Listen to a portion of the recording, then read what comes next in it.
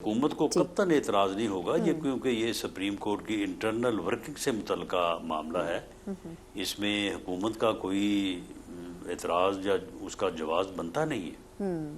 سر، عدلیہ کے حوالے سے بتائیے گا کہ اب کچھ ایک نیا بل پیش ہونے جا رہا ہے قومی اسمبلی میں جس میں ججز کی تعداد بڑھائی جا رہی ہے۔ ایک تو یہ کہ کیا اس میں اتحادی اور اپوزیشن ایک پیج پر موجود ہیں، دوسرا ایک مسئلہ یا ایک تنقید جو حکومت پر ہو رہی ہے وہ پریکٹس اینڈ پروسیجر کمیٹی کے حوالے سے ہے۔ آپ کو یاد ہوگا فائز عیسیٰ صاحب کے وقت میں جب امینڈمنٹ ہوئی تھی تو اس میں ایک سینئر موسٹ جج اور ایک اپنی مرضی کا جج وہ لا سکتے تھے، لیکن اب جب یایا افریدی صاحب نے بنائی ہے پریکٹس اینڈ پروسیجر کمیٹی تو اس میں انہی دونوں ججز کو وہ لے آئے ہیں جس کے اوپر بظاہر تنقید ہو رہی تھی۔ تو کیا حکومت کے لیے یہ ایکسیپٹیبل ہوگا؟ اگر ان دو سوالوں کے آپ جواب دے دیں۔ دیکھیں، یہ چیف جسٹس صاحب کی سوابدید ہے، وہ ایک جج یعنی جو next to chief justice senior ہوگا وہ تو اس کمیٹی کا حصہ ہوگا۔ اس کے علاوہ جو تیسرا ہے وہ اگر نمبر 2 کو لانا چاہتے ہیں تو لے آئیں، ان کا چوائس ہے۔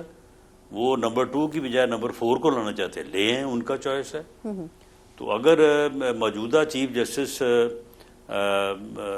یحییٰ افریدی صاحب کی نظر میں ان کا چوائس جو ہے وہ نیکسٹ سینئر موسٹ جج ہے تو بڑی اچھی بات ہے، اس میں تو کوئی کسی کو اعتراض نہیں ہونا چاہیے۔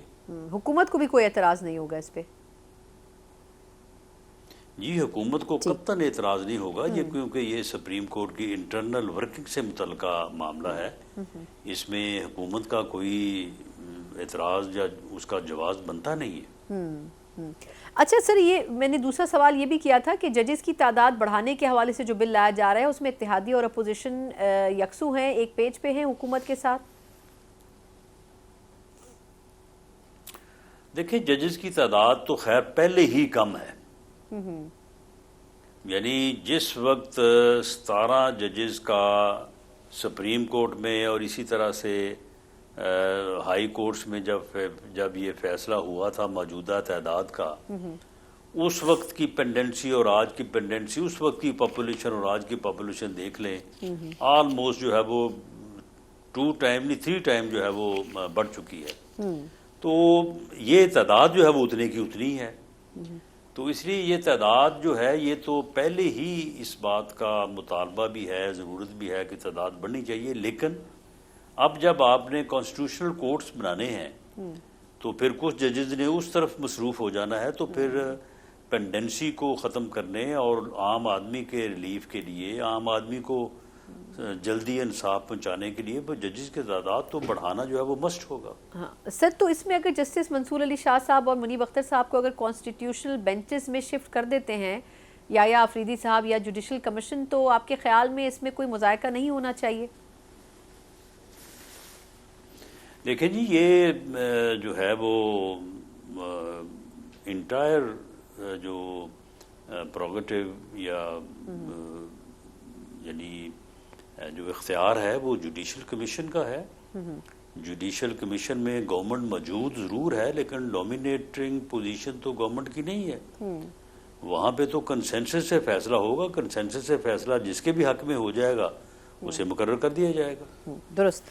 آپ کی بڑی نوازش یہ فرمائیے گا سر کہ یہ جو سیاسی تبدیلیاں اتنی تیزی کے ساتھ پچھلے 1 مہینے میں ہوئیں، حکومت نے بڑی ارخریزی کے ساتھ ان ترامیم کے اوپر قائم کیا ہے اور اب فائنلی یہ ترامیم قانون کا حصہ بن چکی ہیں، لیکن کیا ایسا ہے کہ کسی نئی ترمیم کے اوپر بھی بات چیت ہو رہی ہے؟ ویسے تو آپ نے 1-2 روز پہلے نشاندہی کی تھی بلاول صاحب اور وزیراعظم صاحب کی ملاقات کے حوالے سے کہ کسی 27ویں ترمیم پر بات نہیں ہوئی، لیکن یہ افواہیں اسلام آباد میں ابھی بھی گردش کر رہی ہیں کہ ایسا ہو رہا ہے۔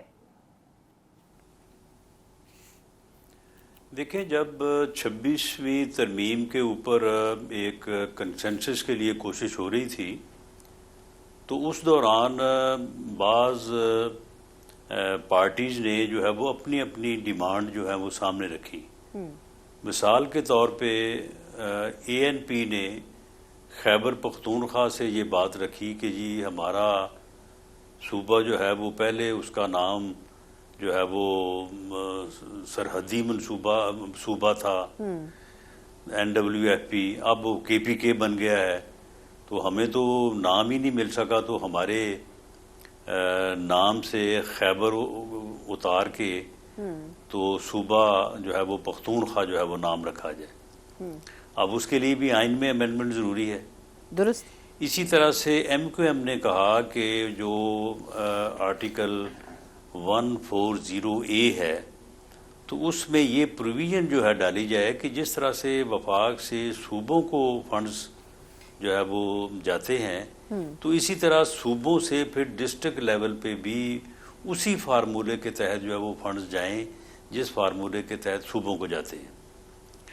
تو ان چیزوں کے اوپر اب بعض کچھ اور یعنی مطالبات یا ڈیمانڈز بھی تھیں جن کے متعلق اس دوران بات ہوتی رہی ہے.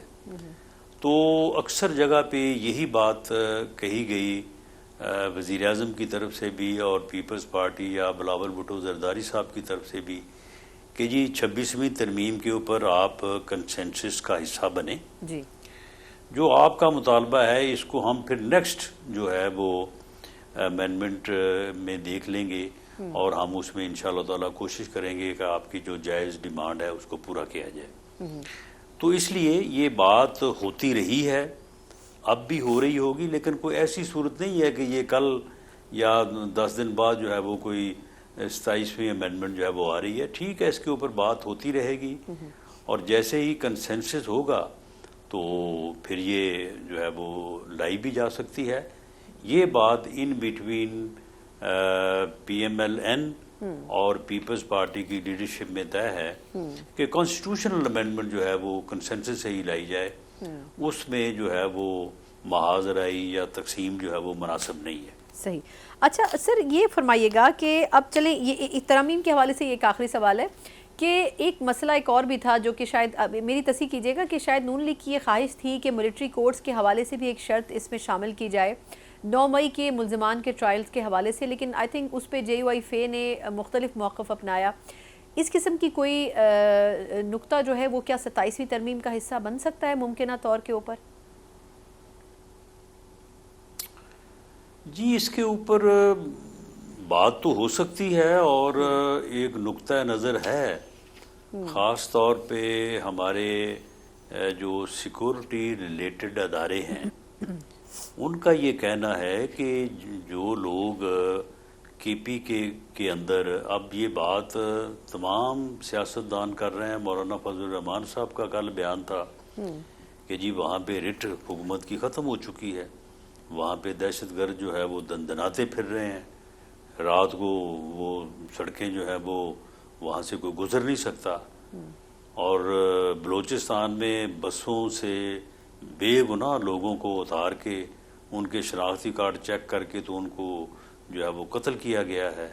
مزدوروں کو یعنی بے گناہ بے قصور غریب مزدور جو ہے وہ ان کو جو ہے وہ ہلاک کیا گیا ہے، اور اتنی بڑی تعداد میں ایک واقعے میں کوئی 31 کے قریب جو ہے وہ مزدور ان کو شہید کیا گیا.